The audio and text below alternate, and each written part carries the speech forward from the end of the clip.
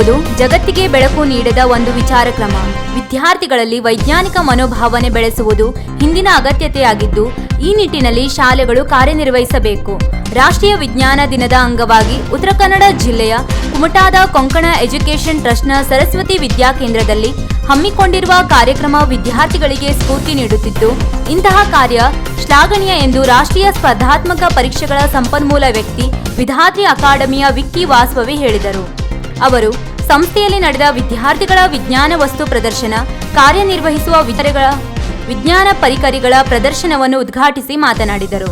ಎಳವೆಯಲ್ಲಿಯೇ ವಿದ್ಯಾರ್ಥಿಗಳಿಗೆ ವಿಜ್ಞಾನದ ಕುರಿತಾಗಿ ಆಸಕ್ತಿ ಬೆಳೆಸಬೇಕು.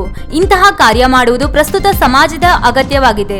ದೊಡ್ಡ ದೊಡ್ಡ ಪಟ್ಟಣಗಳಲ್ಲಿ ಅವುಗಳಿಗೆ ಸೂಕ್ತ ವ್ಯವಸ್ಥೆ ಇರುತ್ತದೆ. ಆದರೆ ಕುಮಟಾದಂತಹ ಸ್ಥಳದಲ್ಲಿ ಇರುವ ಸಂಪನ್ಮೂಲಗಳ ಬಳಕೆಯನ್ನೇ ಮಾಡಿಕೊಂಡು ಇಷ್ಟು ಅತ್ಯುತ್ತಮವಾಗಿ ಈ ರೀತಿಯಾಗಿ ವಿಜ್ಞಾನ ದಿನವನ್ನು ಹಮ್ಮಿಕೊಂಡಿರುವುದು ಶ್ಲಾಘನೀಯ ಎಂದು ಅವರು ಮೆಚ್ಚುಗೆಯನ್ನು ವ್ಯಕ್ತಪಡಿಸಿದರು.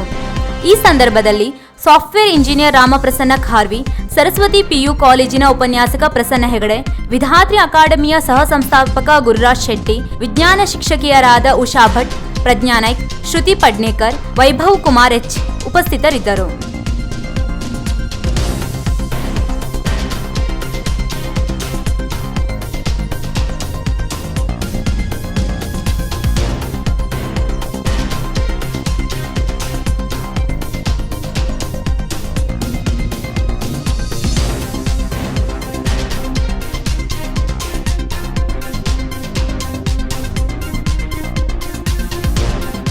ವೀಕ್ಷಕ ಮಹಾಪ್ರಭುಗಳೇ, ನಮ್ಮ ಚಾನಲ್ ಅನ್ನು ಸಬ್ಸ್ಕ್ರೈಬ್ ಮಾಡಿ, ಶೇರ್ ಮಾಡಿ, ಪ್ರೋತ್ಸಾಹಿಸಿ.